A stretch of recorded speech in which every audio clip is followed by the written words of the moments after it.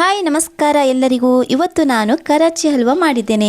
ಅದು ಕೂಡ ತುಂಬ ಸುಲಭ, ಏನಿಲ್ಲ, ತುಂಬ ಕಡಿಮೆ ಸಮಯ, ಆದರೆ ಅಂಗಡಿಲಿರುವಂಥ ಟೇಸ್ಟು ಏನೂ ಅಲ್ಲ, ಅಷ್ಟು ರುಚಿಯಾಗಿರುವಂಥದ್ದು ನಾನು ನಿಮಗೆ ಮಾಡಿ ತೋರಿಸ್ತಾ ಇದ್ದೇನೆ. ಕೇವಲ 4-5 ನಿಮಿಷದಲ್ಲಿ ಮುಗಿಯುವಂಥದ್ದು.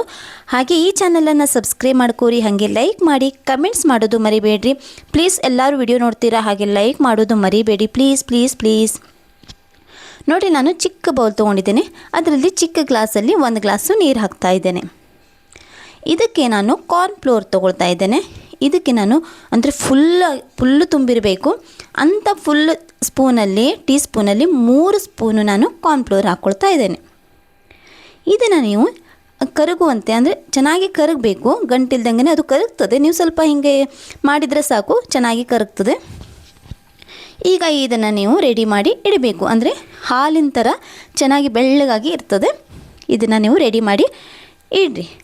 ನಂತರ ಏನು ಮಾಡಬೇಕು ಅಂದರೆ, ಗ್ಯಾಸ್ ಮೇಲೆ ಒಂದು ಪ್ಯಾನ್ ಇಟ್ಟಿದ್ದೇನೆ.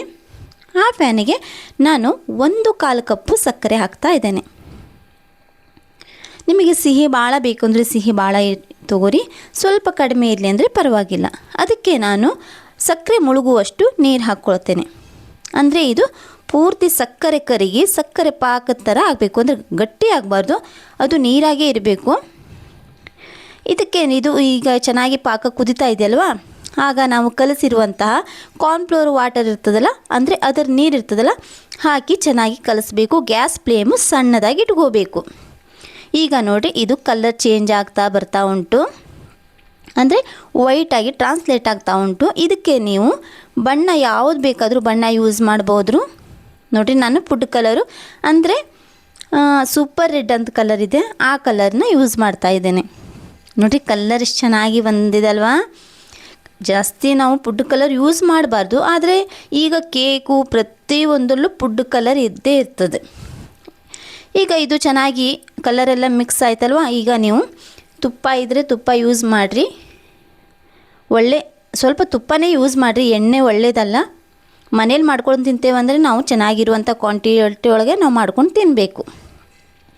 ನಾನು ನೋಡಿರಿ 2 ಸ್ಪೂನು ತುಪ್ಪ ಹಾಕಿ ಚೆನ್ನಾಗಿ ಅದು ಕಲಿಸ್ತಾ ಇದ್ದೇನೆ. ಅದು ಹಾಗೆ ಗಟ್ಟಿ ಆಗ್ತಾ ಬರ್ತಾ ಉಂಟು, ತಳ ಬಿಡ್ತಾ ಉಂಟು.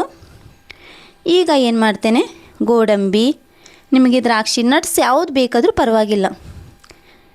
ನೋಡಿ, ಕುಂಬಳಕಾಯಿ ಬೀಜ, ಕಲ್ಲಂಗಡಿ ಬೀಜ, ಸಾಕು, ಇಷ್ಟೇ ಹಾಕ್ತಾ ಇದ್ದೇನೆ ನಾನು. ಇದನ್ನು ಹಾಕಿ ನೀವು ಸ್ವಲ್ಪ ಮೀಡಿಯಮ್ ಫ್ಲೇಮಲ್ಲಿ ಇಟ್ಕೊಂಡು ಇದನ್ನು ನೀವು ತಳ ಹಿಡಿದ ಹಾಗೆ ಚೆನ್ನಾಗಿ ಕಲಿಸ್ಬೇಕು. ಅಂದರೆ ಸ್ವಲ್ಪ, ಅಂದರೆ ಅದು ಗಾಳಿ ಆಡ್ತಾ ಇದ್ದಂಗೆ ಗಟ್ಟಿ ಆಗ್ತಾ ಬರ್ತದೆ. ನೋಡಿ, ಇಷ್ಟು ಚೆನ್ನಾಗಿ ಕಲಿಸ್ತಾ ಇದ್ದೇನೆ ನಾನು. ನೀವು ಅದೇ ರೀತಿ ಮಾಡಿ ಕಲಿಸ್ರಿ, ಯಾರು ಬೇಕಾದರೂ ಮಾಡ್ಬೋದು. ತುಂಬ ಅಂದರೆ ತುಂಬ ಟೇಸ್ಟು, ಅಂಗಡೀಲಿ ಏನೂ ಇರೋದಿಲ್ಲ, ಅಷ್ಟು ರುಚಿ ಇರೋದಿಲ್ಲ, ಒಂಥರ ಎಣ್ಣೆ ಟೈಪ್ ಇರ್ತದೆ. ಇದು ನಾವು ತುಪ್ಪ ಹಾಕಿದ್ದಕ್ಕೆ ನೋಡಿರಿ, ತುಪ್ಪ ಎಲ್ಲ ಎಷ್ಟು ಚೆನ್ನಾಗಿ ಇರ್ಕೊಂಡಿದೆ. ಈಗ ಇದು ಎಷ್ಟು ಗಟ್ಟಿಯಾಗಿದೆ ಅಂತ ಹೇಳಿ ನೋಡ್ರಲ್ಲ, ಇದು ತುಂಬ ಅಂದರೆ ತುಂಬ ಚೆನ್ನಾಗಿ ಬಂದಿದೆ. ನೀವು ಯಾವುದು ಟಿಫಿನ್ ಡಬ್ಬ ಆದರೂ ತೊಗೋಬೋದಕ್ಕೂ ಸ್ವಲ್ಪ ಎಣ್ಣೆ ಹಚ್ಚಿಟ್ಟು ಈ ರೀತಿ ಕರಾಚಿ ಹಲ್ವಾನ ಹಾಕಬೇಕು.